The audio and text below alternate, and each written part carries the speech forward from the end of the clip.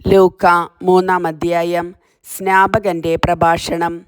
തിബേരിയൂസ് സീസറിന്റെ 15-ാം ഭരണവർഷം പൊന്തിയൂസ് പിലാത്തോസ് യൂദയായുടെ ദേശാധിപതിയും ഹെറോദേസ് ഗലീലിയുടെയും അവന്റെ സഹോദരൻ പീലിപ്പോസ് ഇത്തൂറിയ ത്രാക്കോണിത്തിസ് പ്രദേശങ്ങളുടെയും ലിസാനിയോസ് അബിലനയുടെയും ഭരണാധിപന്മാരും അന്നാസും കയ്യാഫാസും പ്രധാന പുരോഹിതന്മാരും ആയിരിക്കെ സഖറിയായുടെ പുത്രനായ യോഹന്നാന് മരുഭൂമിയിൽ വെച്ച് ദൈവത്തിൻ്റെ അരുളപ്പാടുണ്ടായി. അവൻ പാപമോചനത്തിനുള്ള മാനസാന്തരത്തിൻ്റെ ജ്ഞാനസ്നാനം പ്രസംഗിച്ചുകൊണ്ട് ജോർദാൻ്റെ സമീപ പ്രദേശങ്ങളിലേക്ക് വന്നു. ഏശയ്യാ പ്രവാചകന്റെ പുസ്തകത്തിൽ എഴുതപ്പെട്ടിരിക്കുന്നത് പോലെ മരുഭൂമിയിൽ വിളിച്ചു പറയുന്നവൻ്റെ ശബ്ദം, കർത്താവിൻ്റെ വഴിയൊരുക്കുവിൻ, അവൻ്റെ പാത നേരെയാക്കുവിൻ. താഴ്വരകൾ നികത്തപ്പെടും, കുന്നും മലയും നിരത്തപ്പെടും, വളഞ്ഞ വഴികൾ നേരെയാക്കപ്പെടും, പരുപരുത്തവ മൃദുവാക്കപ്പെടും. സകല മനുഷ്യരും ദൈവത്തിൻ്റെ രക്ഷ കാണുകയും ചെയ്യും. ജ്ഞാനസ്നാനം സ്വീകരിക്കാൻ തൻ്റെ അടുത്തേക്ക് വന്നിരുന്ന ജനക്കൂട്ടങ്ങളോട് അവൻ ചോദിച്ചു, അണലി സന്തതികളെ, ആസന്നമായ ക്രോധത്തിൽ നിന്ന് ഓടിയകലാൻ നിങ്ങൾക്ക് മുന്നറിയിപ്പ് നൽകിയത് ആരാണ്? മാനസാന്തരത്തിന് യോജിച്ച ഫലങ്ങൾ പുറപ്പെടുവിക്കുവിൻ. ഞങ്ങൾക്ക് പിതാവായി അബ്രാഹമുണ്ട് എന്ന് പറഞ്ഞ് നിങ്ങൾ അഭിമാനിക്കേണ്ട. കാരണം ഈ കല്ലുകളിൽ നിന്ന് അബ്രാഹത്തിന് സന്താനങ്ങളെ പുറപ്പെടുവിക്കാൻ ദൈവത്തിന് കഴിയുമെന്ന് ഞാൻ നിങ്ങളോട് പറയുന്നു. വൃക്ഷങ്ങളുടെ വേരിന് കോടാലി വയ്ക്കപ്പെട്ടു കഴിഞ്ഞു. നല്ല ഫലം നൽകാത്ത വൃക്ഷങ്ങളെല്ലാം വെട്ടി തീയിൽ എറിയപ്പെടും. ജനക്കൂട്ടം അവനോട് ചോദിച്ചു, ഞങ്ങൾ എന്താണ് ചെയ്യേണ്ടത്? അവൻ പറഞ്ഞു, 2 ഉടുപ്പുള്ളവൻ 1 ഇല്ലാത്തവന് കൊടുക്കട്ടെ, ഭക്ഷണം ഉള്ളവനും അങ്ങനെ ചെയ്യട്ടെ. ചുങ്കക്കാരും സ്നാനം സ്വീകരിക്കാൻ വന്നു. അവരും അവനോട് ചോദിച്ചു, ഗുരോ, ഞങ്ങൾ എന്തു ചെയ്യണം? അവൻ പറഞ്ഞു, നിങ്ങളോട് ആജ്ഞാപിച്ചിട്ടുള്ളതിൽ കൂടുതൽ ഈടാക്കരുത്. പടയാളികളും അവനോട് ചോദിച്ചു, ഞങ്ങൾ എന്തു ചെയ്യണം? അവൻ അവരോട് പറഞ്ഞു, നിങ്ങൾ ആരെയും ഭീഷണിപ്പെടുത്തരുത്, വ്യാജമായ കുറ്റാരോപണവും അരുത്, വേതനം കൊണ്ട് തൃപ്തിപ്പെടണം. പ്രതീക്ഷയോടെയായിരുന്ന ജനമെല്ലാം ഇവൻ തന്നെയോ ക്രിസ്തു എന്ന് യോഹന്നാനെ പറ്റി ചിന്തിച്ചു തുടങ്ങി.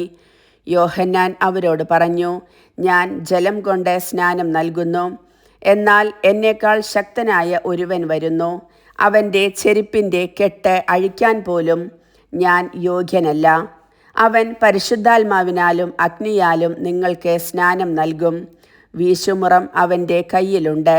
അവൻ കളം വെടിപ്പാക്കി ഗോതമ്പ് അറപ്പുരയിൽ ശേഖരിക്കുകയും പതിര് കെടാത്ത തീയിൽ ദഹിപ്പിക്കുകയും ചെയ്യും. ഇതുപോലെ മറ്റു പല ഉത്ബോധനങ്ങളിലൂടെയും അവൻ ജനത്തെ സദ്വാർത്ത അറിയിച്ചു. യോഹന്നാൻ കാരാഗൃഹത്തിൽ. യോഹന്നാൻ ഹെറോദേസ് രാജാവിനെ അവൻ്റെ സഹോദര ഭാര്യയായ ഹെറോദിയ നിമിത്തവും അവൻ ചെയ്തിരുന്ന മറ്റെല്ലാ ദുഷ്കൃത്യങ്ങളുടെ പേരിലും കഠിനമായി കുറ്റപ്പെടുത്തിയിരുന്നു. തൽഫലമായി ഹെറോദേസ് യോഹന്നാനെ കാരാഗൃഹത്തിലടച്ചു. അങ്ങനെ തൻ്റെ തിന്മകളുടെ എണ്ണം ഒന്നുകൂടി വർദ്ധിപ്പിച്ചു. യേശുവിൻ്റെ ജ്ഞാനസ്നാനം. ജനം സ്നാനം സ്വീകരിച്ചു കൊണ്ടിരിക്കുമ്പോൾ യേശുവും വന്ന് സ്നാനമേറ്റു. അവൻ പ്രാർത്ഥിച്ചു കൊണ്ടിരിക്കുമ്പോൾ സ്വർഗം തുറക്കപ്പെട്ടു. പരിശുദ്ധാത്മാവ് പ്രാവിൻ്റെ രൂപത്തിൽ അവൻ്റെ മേൽ ഇറങ്ങി വന്നു. സ്വർഗത്തിൽ നിന്ന് ഒരു സ്വരവും ഉണ്ടായി, നീ എൻ്റെ പ്രിയപുത്രൻ, നിന്നിൽ ഞാൻ പ്രസാദിച്ചിരിക്കുന്നു. യേശുവിൻ്റെ വംശാവലി. പരസ്യജീവിതം ആരംഭിക്കുമ്പോൾ യേശുവിന് ഏകദേശം 30 വയസ്സ് പ്രായമായിരുന്നു. അവൻ ജോസഫിൻ്റെ മകനാണെന്ന് കരുതപ്പെട്ടിരുന്നു. ജോസഫ് ഹേലിയുടെ പുത്രനായിരുന്നു. ഹേലി മത്താത്തിൻ്റെയും മത്താത്ത് ലേവിയുടെയും ലേവി മെൽക്കിയുടെയും മെൽക്കി യാന്നിയുടെയും യാന്നി ജോസഫിൻ്റെയും പുത്രൻ. ജോസഫ് മത്താത്തിയായുടെയും മത്താത്തിയ ആമോസിൻ്റെയും ആമോസ് നാവൂമിൻ്റെയും നാവൂം ഹെസ്ലിയുടെയും ഹെസ്ലി നഗ്ഗായിയുടെയും പുത്രൻ. നഗ്ഗായി മാത്തിൻ്റെയും മാത്ത് മത്താത്തിയായുടെയും മത്താത്തിയ സെമയിൻ്റെയും സെമയിൻ യോസേക്കിൻ്റെയും യോസേക്ക് യോദായുടെയും പുത്രൻ.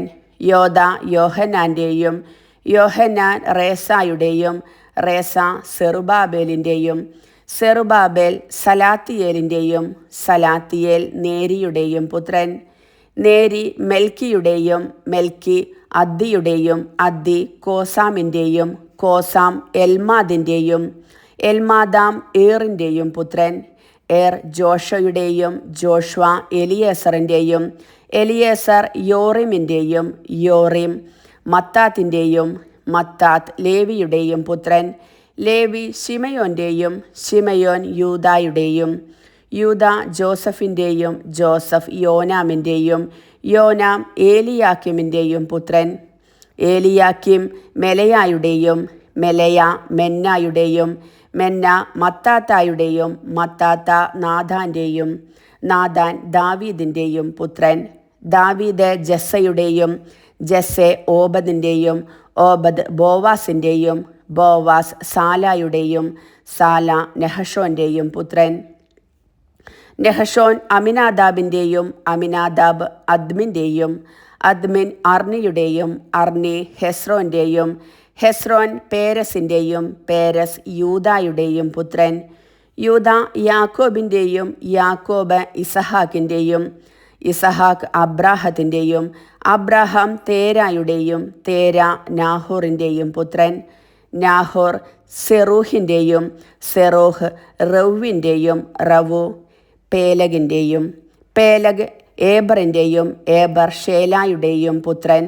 ഷേല കൈനാൻ്റെയും കൈനാൻ അർഫക്സാദിൻ്റെയും അർഫക്സാദ് ഷേമിൻ്റെയും ഷേം നോഹയുടെയും നോഹ ലാമക്കിൻ്റെയും പുത്രൻ. ലാമക്ക് മെത്തുസേലഹിൻ്റെയും മെത്തുസേലഹ് ഹെനോക്കിൻ്റെയും ഹെനോക്ക് യാരദിൻ്റെയും യാരദ് മഹലേലിൻ്റെയും മഹലേൽ കൈനാൻ്റെയും പുത്രൻ. കൈനാൻ ഏനോസിൻ്റെയും ഏനോസ് സേത്തിൻ്റെയും സേത്ത് ആദാമിൻ്റെയും പുത്രനായിരുന്നു. ആദം ദൈവത്തിൻ്റേതും ആയിരുന്നു. കർത്താവിൻ്റെ വചനം.